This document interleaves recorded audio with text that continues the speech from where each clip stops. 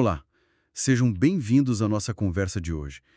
Vamos explorar um território que, é, embora fundamental no mundo dos negócios, às vezes parece um pouco, complicado. Falo dos títulos de crédito, mais especificamente a letra de câmbio e a nota promissória. Exato, são instrumentos bem importantes. E para guiar a gente, temos aqui um decreto-chave, o que trouxe a Lei Uniforme de Genebra, a famosa LUG, para o Brasil, e também algumas notas sobre como isso funciona na prática, no dia a dia. É uma combinação boa, a lei e a aplicação dela. A nossa missão aqui é descomplicar um pouco, entender o que são esses papéis, como eles funcionam, as garantias e por que essas regras, mesmo antigas, ainda são tão cruciais para quem mexe com crédito hoje. Fundamental mesmo. Ok, então vamos lá.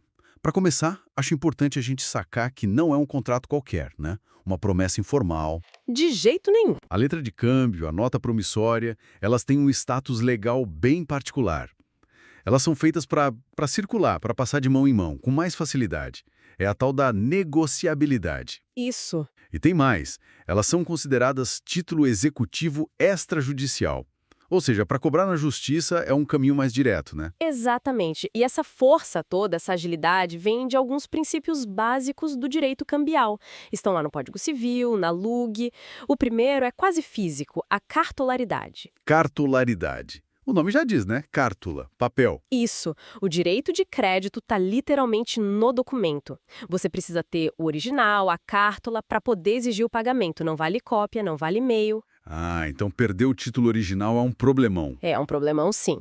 Tem como tentar recuperar o direito, claro, mas a regra básica é essa. Sem o título físico, sem ação cambial para cobrar. Entendi. E o segundo princípio? A literalidade.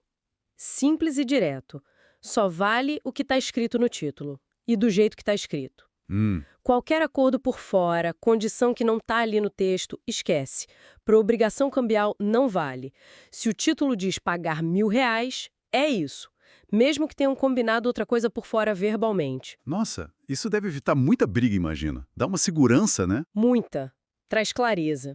E o terceiro princípio, que talvez seja o mais, poderoso para fazer o título girar, é a autonomia. A autonomia das obrigações. O que significa isso na prática? Significa que cada assinatura ali no título do sacador, do aceitante, dos endossantes, avalistas, cria uma obrigação independente das outras. Independente como? Se por acaso uma assinatura for nula, sei lá, alguém incapaz assinou isso, em regra, não contamina as outras assinaturas. Cada um responde pelo seu ato, sabe? A não ser que o problema seja na forma do título em si. É bem interessante. Quer dizer que, se uma pessoa lá no meio da cadeia de endossos teve um problema, quem veio depois ainda pode ter o direito válido. Pode, exatamente. E essa autonomia tem duas consequências bem importantes. A primeira é a abstração. Abstração? Conforme o título circula, ele vai meio que se descolando do negócio que deu origem a ele. Quem recebe uma letra de câmbio por endosso, em tese, não precisa ficar investigando se a venda da mercadoria lá no começo foi perfeita ou não. O título passa a valer por si. Ah, ele se torna uma coisa independente da causa original. Isso. E a segunda consequência que impacta demais na prática é a inoponibilidade das exceções pessoais ao terceiro de boa-fé. Está lá no artigo 17 da LUG. Inoponibilidade das exceções pessoais. Nome complicado. Dá para simplificar? Um exemplo, talvez. Claro, vamos lá. Imagina que o João vendeu uma máquina para o Pedro. O Pedro emitiu uma nota promissória para pagar, certo? Certo. Aí o João pega essa nota e endossa, repassa ela para Maria, para pagar uma dívida que ele tinha com ela. Só que depois, a máquina que o João vendeu para o Pedro dá um defeito grave. O Pedro, que é quem tem que pagar a nota no final, não pode usar esse defeito da máquina como desculpa para não pagar a Maria. Isso se a Maria recebeu o título de boa-fé, sem saber do problema. Ah, entendi. A defesa que o Pedro tinha contra o João, o defeito, não vale contra a Maria. Exato. Essa defesa é uma exceção pessoal entre Pedro e João. Não pode ser oposta a Maria, que é uma terceira de boa-fé. Essa regra é o que dá segurança para quem recebe o título. Senão, imagina. Ninguém ia querer aceitar um título, Com medo de herdar problemas dos outros. Faz todo sentido. Total. É o que faz o crédito girar com confiança. Perfeito. Agora, vamos focar um pouco na letra de câmbio. A gente falou que ela é uma ordem de pagamento, né? Com 3 figuras envolvidas. Isso mesmo. Tem o sacador, que é quem cria a letra, quem dá a ordem. Tem o sacado, que é para quem a ordem é dirigida, tipo quem deve pagar. E tem o tomador ou beneficiário, que é quem vai receber o dinheiro. Uma relação triangular, a princípio. E para valer, imagino que tem que ter um monte de requisito formal, né? A Luke deve ser chata com isso. É bem rigorosa, sim. O artigo 1º lista tudo. Tem que ter a palavra letra, escrita no documento, a ordem clara sem condição, de pagar uma quantia certa, pague por esta letra a fulano, o nome de quem vai pagar, sacado, o nome de quem vai receber, tomador, data, local de emissão e, claro, a assinatura de quem está mandando pagar, o sacador. E se faltar uma coisinha boba? Tipo, o lugar de pagamento. Ah, a própria lei ajuda. O artigo 2º da LUG diz que se faltar a data de vencimento, considere que é para pagar à vista. Se faltar o local de pagamento, vale o endereço que está do lado do nome do sacado. A lei tenta salvar o título, sabe? Legal. Bom, então o sacador emite a ordem para o sacado pagar o tomador. Mas nesse momento, o sacado ainda não se comprometeu, né? Ele só recebeu a ordem. Como é que ele vira o devedor principal? Aí é que entra o aceite. É uma figura-chave na letra de câmbio. Está lá nos artigos 21 a 29 da LUG. O aceite é o ato formal pelo qual o sacado diz: ok, eu concordo com essa ordem e vou pagar. Ele assina e se torna o devedor principal. E como é esse aceite na prática? Só assinar na frente? Geralmente é isso. A forma mais comum é a simples assinatura do sacado na frente, no anverso da letra. Se for no verso, aí precisa escrever algo tipo aceito ou dou o meu aceite junto com a assinatura. Simples. Mas atenção, se a letra vence a certo termo de vista, quer dizer, um prazo que começa a contar da apresentação dela, a data do aceite é super importante. Se o sacado não datar, o portador tem que protestar para fixar o início desse prazo. Entendi. E o sacado tem que aceitar tudo? O valor total? Ou ele pode dizer, opa, só pago metade? Pode dizer, a LUG permite o aceite parcial. O sacado limita o aceite a uma parte da quantia. Ele fica obrigado por essa parte e o portador pode e deve protestar a letra pela diferença não aceita para poder cobrar essa diferença dos outros sacador, endossantes.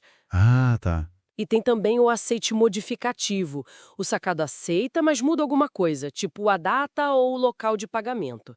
Isso, na verdade, é como se fosse uma recusa, mas ele fica obrigado nos termos da mudança que ele propôs. Certo. O aceite, então, amarra o sacado. Mas o legal desses títulos é que eles circulam, né? Como a letra de câmbio passa de um para outro. Pelo endosso. Esse é o ato de transferir o crédito. Está lá nos artigos 11 a 20 da ALUG. O endosso é o que dá aquela flexibilidade toda para a letra de câmbio e para a nota promissória também. Faz o crédito andar. E como funciona? É só assinar atrás também? A forma mais básica é o endosso em branco. O dono atual do título, o endossante, só assina no verso. Não diz para quem está passando. Uhum. Isso deixa o título quase como se fosse ao portador. Quem recebe pode preencher com o próprio nome, pode endossar em branco de novo, ou preencher com o nome de outra pessoa. Facilita muito. Prático. Já o endosso em preto ou pleno identifica direitinho para quem o título está sendo transferido, o endossatário. E tem os endossos especiais, né? Com umas cláusulas. Tem sim. O endossante pode colocar, por exemplo, sem garantia. Isso quer dizer, tô passando o título, mas não garanto que o devedor lá no final vai pagar. Ele ainda responde que o crédito existe e que a assinatura dele é válida, mas não pela capacidade de pagamento do devedor principal. Interessante. Se isenta da garantia de pagamento. Exato. Outra cláusula é a não à ordem. Essa proíbe que o título seja endossado novamente. Se alguém endossar mesmo assim, quem colocou a cláusula não à ordem não vai garantir o pagamento para esses endossatários seguinte. Limita a circulação ou a responsabilidade, pelo menos. Mas a regra geral é que quem endossa vira um garantidor também, certo? Sim, essa é a regra de ouro do artigo 15 da LUG. Salvo cláusula em contrário, o endossante garante tanto o aceite, se ainda não tiver, quanto o pagamento final. E aí forma aquela cadeia de gente responsável. Exatamente. Uma cadeia de coobrigados solidários. O sacador, o aceitante, todos os endossantes, os avalistas. Todo mundo é responsável junto perante o último portador. Ele pode escolher de quem cobrar. De um, de alguns, de todos. até receber o valor total. É uma baita segurança para quem está com o título na mão. Realmente, essa responsabilidade solidária é forte. E você tinha falado da diferença disso para a cessão de crédito normal. Ah, sim, isso é fundamental não confundir. O endosso é do direito cambial, tem essas regras próprias da LUG. A cessão civil de crédito é a forma geral de passar um crédito para outra pessoa, tá lá no Código Civil. E qual a grande diferença prática? São várias, mas duas são cruciais para a segurança e agilidade. Primeiro, a responsabilidade. Na seção civil, quem cede o crédito, o cedente, normalmente só garante que ele existe, não que o devedor vai pagar, a não ser que ele se comprometa com isso expressamente. No endosso, a regra é garantir o pagamento. Certo. E a outra? A outra é aquela questão das defesas. Na seção civil, o devedor pode usar contra o novo credor cessionário as mesmas defesas que ele tinha contra o credor original cedente. Ah, voltamos à inoponibilidade das exceções pessoais. Exatamente. No endosso cambial, o devedor não pode opor ao endossatário de boa-fé as defesas pessoais que tinha contra os anteriores. Na seção civil, pode. Por isso, o endosso faz o crédito circular muito mais rápido e com mais segurança no mercado. Claríssimo. Agora, e se o credor quiser ainda mais segurança? Uma garantia extra além dos endossantes? Aí entra o aval. É a garantia típica do direito cambial, está lá nos artigos 30 a 32 da LUG. O aval é um ato em que alguém, o avalista, que pode ser um terceiro ou até alguém que já assinou o título por outro motivo, se compromete a pagar o título, total ou parcialmente, se o devedor principal, o avalizado, não pagar. É tipo uma fiança, então, parecido. A função é parecida, de garantia pessoal, mas juridicamente o aval é diferente e, diria, mais forte, principalmente por causa da autonomia. O artigo 32 da LUG é muito claro. O que ele diz? Diz que a obrigação do avalista é válida, mesmo que a obrigação da pessoa que ele está avalizando seja nula, a não ser que seja um vício de forma do próprio título. Opa, isso é muito forte. Quer dizer, se eu avalizei alguém que, sei lá, era menor de idade e não podia ter assinado validamente, eu, como avalista, ainda tenho que pagar? Sim, exatamente isso. Sua obrigação como avalista é autônoma, ela se sustenta sozinha. Você garantiu o pagamento do título, ponto. Isso torna o aval uma garantia super segura para o credor. Uau! E como se faz um aval? Tem que escrever por aval? Pode ser escrever por aval de fulano ou algo assim e assinar. Mas olha que interessante. A simples assinatura de alguém na frente da letra, que não seja do sacado ou do sacador, já vale como aval segundo a LUG. Só assinar na frente. E se não disser a favor de quem é o aval em branco, na letra de câmbio, a lei presume que é para o sacador. Se indicar o nome, aval em preto, claro, vale para aquela pessoa. E também pode ter aval parcial, garantindo só uma parte. Entendi. Autonomia é a palavra mágica aqui de novo, tanto para as obrigações em geral quanto para o aval. Bom, agora vamos para outra ponta, a nota promissória. Parece mais simples, né? É bem mais direta, sim. A nota promissória, ou NP, não é uma ordem para um terceiro pagar. É uma promessa de pagamento feita pelo próprio devedor direto para o credor. Ah, então só tem duas figuras principais. Basicamente, o subscritor ou emitente, que é quem assina embaixo prometendo pagar, e o beneficiário ou tomador, que é quem vai receber. Uma relação bem mais simples. Então não tem sacado. E também não precisa de aceite. Exatamente, não tem aceite. Como é o próprio emitente que já está prometendo pagar desde o começo, ele já é o devedor principal. A figura do aceite não faria sentido aqui. Essa é a grande diferença na estrutura. Faz sentido. E os requisitos para ela valer são parecidos com os da letra? São similares, mais adaptados. O artigo 75 da LUG lista tem que ter o nome nota promissória no texto, a promessa pura e simples de pagar uma quantia, o nome do beneficiário, data e local de emissão e a assinatura de quem está prometendo, o emitente ou o subscritor. E a LUG é esperta, né? No artigo 77, ela diz que quase tudo que vale para letra de câmbio, endosso, aval, vencimento, pagamento, protesto, prescrição, vale para nota promissória também, naquilo que couber. Mas deve ter alguma diferença específica além da falta do aceite. Tem sim, o artigo 78 aponta algumas.